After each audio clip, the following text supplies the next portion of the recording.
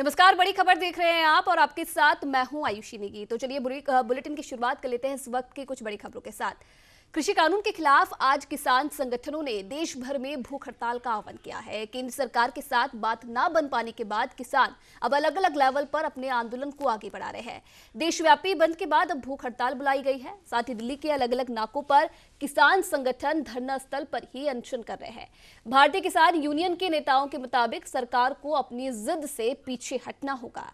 दिल्ली की अलग अलग सीमा पर सुबह से ही किसानों का अनशन शुरू हुआ, जो कि शाम 5 बजे तक चलेगा, जिसमें कुल 40 किसान संगठन भूख हड़ताल कर रहे हैं। उन्होंने बताया कि इनमें से 25 संगठनों के लोग सिंगू बॉर्डर, 10 संगठनों के टिकरी बॉर्डर और 5 संगठनों के यूपी बॉर्डर पर धरना दे रहे हैं। इसके साथ ही देश के अलग अलग हिस्सों में भी किसानों ने अपनी भूख हड़ताल शुरू कर दी है। किसानों की मांग है कि बैठकों में खुद पीएम मोदी को सामने आना चाहिए, ताकि किसानों की समस्या सुनी जाए और सीधे कानूनों को रद्द कर दिया जाए।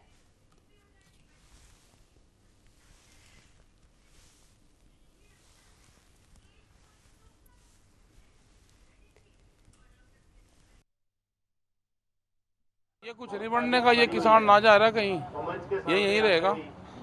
ये तो सरकारी संगठन है, तो सरकारी संगठन भी तो है ना देश में, तो बहुत तरह के लोग आवेंगे यहाँ। ये कुछ नहीं बनने का, ये किसान ना जा रहा कहीं।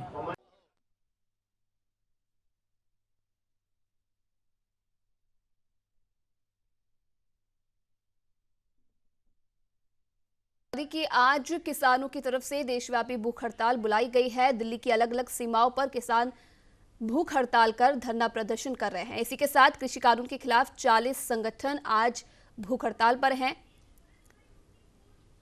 किसानों की मांग है कि प्रधानमंत्री नरेंद्र मोदी उनके बीच आए, उनकी बातों को सुने और जो 3 कृषि कानून निकाले गए हैं उन्हें रद्द कर दिया जाए।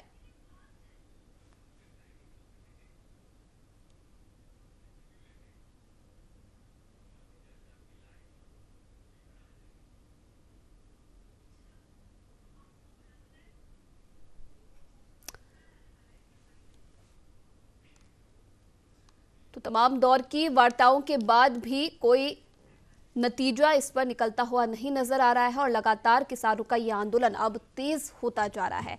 साफ तौर पर अब प्रधानमंत्री से मांग किसानों की तरफ से की गई है कि कानूनों को जल्द से जल्द रद्द किया जाए।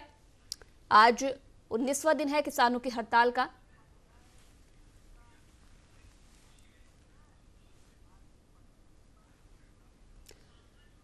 तो वहीं इसी खबर पर ज्यादा बातचीत के लिए वरिष्ठ पत्रकार आरबी उपाध्याय जी हमारे साथ जुड़ रहे हैं। उपाध्याय जी, बहुत बहुत स्वागत है न्यूज इंडिया में आपका। जी सर, जिस तरीके से लगातार किसानों का आंदोलन अब तेज होता जा रहा है, आज 19वां दिन है, भूख हड़ताल आज से शुरू कर दी है किसानों की तरफ से, क्या कुछ लगता है? क्योंकि देखिए लगातार जो वार्ताएं, जितनी भी वार्ताएं अभी तक सरकार के बीच में और किसानों के बीच में हुई हैं, कोई भी रास्ता निकलता हुआ नजर नहीं आ रहा है। किसानों का कहना है कि कानून सीधे तौर पर रद्द हो, तो वहीं दूसरी तरफ सरकार का कहना है कि कानूनों को रद्द नहीं किया जा सकता, लेकिन बदलाव को सरकार मंजूर है। क्या कुछ लगता है अब आगे किस प्रकार का रास्ता सरकार यहां पर निकाल सकती है? क्योंकि किसान तो किसी भी शर्त पर मानने को तैयार नहीं। देखिए, विडंबना यही है, दिक्कत यही है, ये जो गतिरोध पैदा हुआ है, किसान अपनी तरफ अड़ गया है कि इन्हीं तीनों को रद्द करें। उधर सरकार कहती है कि हम रद्द नहीं करेंगे, संशोधन करने को तैयार है। अब दोनों में जब बात नहीं होगी तो रास्ता निकलेगा कहाँ से? अर्थात तो बातचीत के जरिए ही निकलता है। और जिस तरीके से आंदोलन आप देख रहे हैं मजबूत होता चला जा रहा है जी। मैंने पहले दिन ही कहा था कि जितना सरकार इसको डिले करेगी उतना सरकार के लिए गले की फांस बनता जाएगा और उतनी परेशानी बढ़ती चली जाएगी। सरकार ने शुरू में बहुत हल्के में लिया, पहले कोशिश की कि लोग दिल्ली तक ना आए, रास्ते में रुक जाए, लेकिन इतनी सब बाधाओं को, आंसू गैस और पानी के वो सब औचारें सहते हुए जब किसान दिल्ली तक पहुंच गया, तब भी सरकार की तरफ से कोई ऐसी पहल नहीं हुई कि भी इसको कहीं ना कहीं एक समाधान निकाला जाए। उसी का परिणाम है, आप देखेंगे कि इतने दौर की वार्ता के बाद भी कोई परिणाम और कोई रिजल्ट नहीं निकला।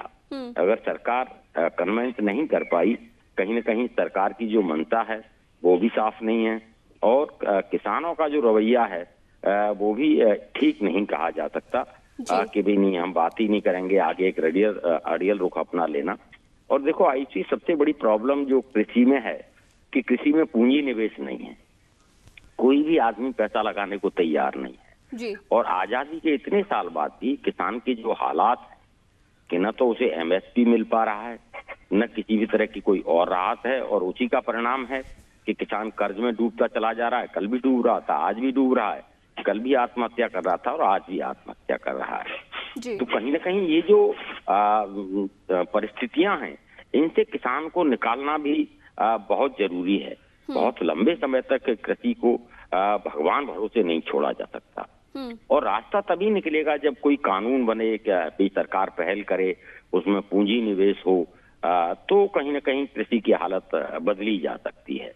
आप देखेंगे किसान के पास उतने संसाधन नहीं है जी। अगर उसकी टमाटर की फसल ज्यादा हो जाती है तो उसे प्रेजर्व नहीं कर सकता, कहीं बाहर भेज नहीं सकता, एक लिमिटेड दायरे में ही सिमट कर रह गया है किसान। जी। जब बड़ी बड़ी पूंजीपति और पूंजी लगेगी तो वो लोग फेंकेंगे नहीं। मान लीजिए टमाटर की फसल ज्यादा हो गई है तो ये नहीं है कि उसे सड़क पर फेंक देगा पूंजीपति। जो पूंजीपति है कोई ना कोई रास्ता निकालेगा, कोई ना कोई मार्केट ढूंढेगा या फिर फूड प्रोसेसिंग के जरिए उस उपज को प्रिजर्व करने की कोशिश करेगा, जिसका बेनिफिट कहीं ना कहीं एग्रीकल्चर को मिलेगा। तो मैं ये देख रहा हूँ कि ये जो गतिरोध है ये टूटना चाहिए और बातचीत के जरिए कोई ऐसा समाधान निकलना चाहिए जिससे कि किसान के जो 70 साल से हालात बने चले आ रहे हैं वो हालात बदलें। अब देखिए सरकार की मंशा पर किसान को भरोसा नहीं, तो सरकार को किसान में एक भरोसा जगाना होगा, एक विश्वास पैदा करना होगा कि भी ठीक है, आप इतने दिनों से भी इसी तरीके से हैं और कोई बदलाव नहीं आ रहा है, हम बदलाव करना चाहते हैं और ये जो कानून है या इनमें ये बदलाव करके हम इस तरीके से आपके जो हालात हैं उनको सुधारने की कोशिश करेंगे। लेकिन वो भी कोई विश्वास नहीं जीत पाए हैं, न सरकार विश्वास जीत पाई है न किसान सरकार का। जो अविश्वास का माहौल है यही आप देखेंगे कि धरना इतना लंबा होता चला जा रहा है और धरने में जो संख्या है, सरकार की कोशिश ये है कि भी किसी तरह इसको विफल किया जाए, वो और मजबूत होता चला जा रहा है जो कि सरकार के लिए चिंता का विषय है। क्यों, देखिए जिस परिस्थिति में किसान बॉर्डर पर है वो कोई अच्छी परिस्थितियां नहीं है। किसान को इस समय अपने खेती में काम करना चाहिए और किसान यहाँ पर पड़ा हुआ है वो ठीक नहीं है। कहीं ना कहीं सरकार को इस गतिरोध को खत्म करके और प्रायोरिटी के बेस पर, प्राथमिकता के आधार पर माननीय प्रधानमंत्री को भी इसमें दखल देना चाहिए। किसान मांग कर रहा है, वो ठीक कर रहा है कि प्रधानमंत्री जी दखल दें, तो प्रधानमंत्री जी को भी इसमें कहीं ना कहीं दखल देना चाहिए और जितनी जल्दी हो इस गतिरोध को समाप्त करना चाहिए। जितने टाइम बढ़ता जाएगा आयुषी उतना ही सरकार की प्रॉब्लम बढ़ती चली जाए। सर क्या लगता है, क्योंकि जिस तरीके से चलिए जिस प्रकार से आपने तमाम बातों का जिक्र यहाँ पर किया है और बीच में कहीं ना कहीं संशोधन जब करने की बात आई थी कानूनों में, कहीं ना कहीं ये माना जा रहा था कि अब जो वार्ता है वो कहीं ना कहीं बन सकती है, लेकिन जिस प्रकार से जो तमाम विपक्षी पार्टियां हैं वो अपनी रोटियां सेकने की कोशिश इस पूरे मामले में कर रही है, क्या ये माना जाए कि कहीं ना कहीं उसके कारण भी किसानों में कंफ्यूजन की स्थिति है और इसलिए जो वार्ता किसानों की और जो केंद्र सरकार के बीच में होनी चाहिए, वार्ता बननी चाहिए, वो भी कहीं ना कहीं इसमें अटकलें लगा रहे हैं? देखिए विपक्ष है का विरोध करने का और राजनीति करने का अवसर तलाशता है, तो उसके लिए एक अच्छा अवसर है कि वो कुछ नहीं कर पा रहा था, आज किसान सड़क पर है, तो सरकार के खिलाफ एक माहौल बन रहा है और जो माहौल बन रहा है कहीं न कहीं विपक्ष ये देख रहा है कि ये उसकी कामयाबी है। अगर ये माहौल बनेगा, लोगों में गुस्सा होगा तो सरकार बदली जाएगी और विपक्ष को लगता है कि हमें शायद सत्ता में आने का एक मौका मिलेगा। राजनीति एक अलग चीज है, किसान देखिए समझ नहीं पा रहा उसको, ये विपक्षी दल का सत्ता में नहीं थे जो आज किसान की हिमायत कर रहे हैं, वकालत कर रहे हैं। स्वामीनाथन आयोग की रिपोर्ट क्यों नहीं लागू की जब ये सत्ता में थे? और ऐसे क्या कारण थे कि किसान तब भी कर्ज में डूब रहा था, आत्महत्या कर रहा था, और उनका क्या निराकरण इन सरकारों ने किया? क्या सत्ता में भागीदारी किसान की है? किसान की भागीदारी सत्ता में नहीं है और जब तक किसान और मजदूर की सत्ता में भागीदारी नहीं होगी तब तक किसान और मजदूर का कल्याण सुनिश्चित नहीं किया जा सकता। जी। आज पूंजीपतियों की सरकारें हैं, कल भी पूंजीपतियों की सरकारें थी। वो लोग पैसा लगाते हैं, सरकारों के ऊपर दाव लगाते हैं, सरकारों को चलाते हैं, सरकारों को खरीदते हैं, फिर वो अपने मन मर्जी के अपनी माफिक वो कानून भी बनवा लेते हैं और अपनी पूंजी को जिस तरीके से बढ़ाया जा सकता है वो अनगल तरीके से प्रॉपर्टी भी उनकी बढ़ती चली जाती है, उनकी पूंजी बढ़ती चली जाती है। ऐसा क्या कारण था लॉकडाउन में, जब सब लोग परेशान है, मजदूर परेशान, किसान परेशान, हर व्यक्ति परेशान था, वहीं पूंजीपतियों की पूंजी बढ़ रही थी। आप देखेंगे जिस रेशो में उनकी पूंजी बढ़ी तो कोई ना कोई तो कारण है। तो जब तक देखिए निराकरण ये भी है कि सत्ता में जब तक भागीदारी नहीं होगी, इलेक्शन रिफॉर्म नहीं होंगे, किसान के लिए आज तक एक किसान आयोग नहीं। देखिए आप मिनिमम वेजेज, न्यूनतम वेतन जो तय करते हैं उसे तो दिलवाते हैं जबरदस्ती। एमएसपी सरकार ये सुनिश्चित नहीं करती कि भी जो हमने एमएसपी तय कर दी है वो किसान को मिलेगी। जो किसान की उपज है उसका 5 या 6% ही कुल एमएसपी में बिक पाता है। 94% जो उसका उपज है वो खुले मार्केट में बेचता है। मान लीजिए मैं उदाहरण दूं धान का, तो उत्तर प्रदेश में धान की एमएसपी 18-1900 और खुले मार्केट में जो बिक रहा है यानी 18-1900 रुपए एमएसपी आपने तय की, उस पर 6% खरीद हुई और 94% वो 800 और 900 रुपए कुंटल में बेच रहा है। तो ये बहुत दर्दनाक हालत हैं और किसान के दर्द को कोई भी पॉलिटिकल पार्टी समझ नहीं रही है, सिर्फ राजनीति कर रही है।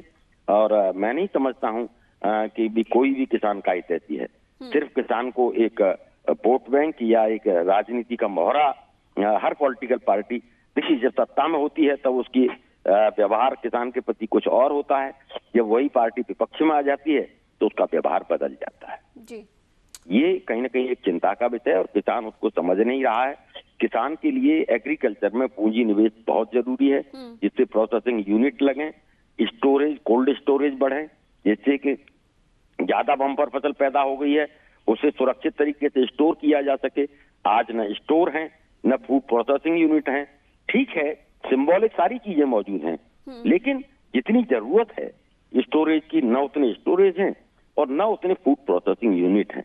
उसी का परिणाम है। और किसान को आज भी मान लीजिए ठीक है ये कानून रद्द हो जाता है तो किसान को क्या मिल रहा है? किसान का प्याज जब होता है तो 2 रुपए किलो बिकता है, जब खेत से हट जाता है मंडी में आ जाता है तो पूंजीपतियों के पास चला जाता है तो वही प्याज 100 रुपए किलो बिकता है। यानी 98 रुपए पूंजीपतियों और बिचौलियों के हाथ में चले जाते हैं, किसान को सिर्फ 2 रुपए मिलते हैं। तो इसको कौन बदलेगा? ये बदलेंगी सरकारें ही। तो सरकारों पर भी विश्वास करना होगा और सरकारों को भी उस विश्वास को बनाए रखना जरूरी होगा। बिल्कुल चिंता का विषय कहीं ना कहीं है, क्योंकि लगातार किसान परेशान हो रहे हैं और उनके कारण आम जनता भी कहीं ना कहीं परेशान हो चुकी है। फिलहाल देखने वाली बात होगी कि कब तक जो पूरा ये विवाद चल रहा है, पूरे आंदोलन चल रहा है, इसका समाधान निकल पाता है। बहुत बहुत धन्यवाद RB Upadhyay ji news India के साथ बातचीत करने के लिए।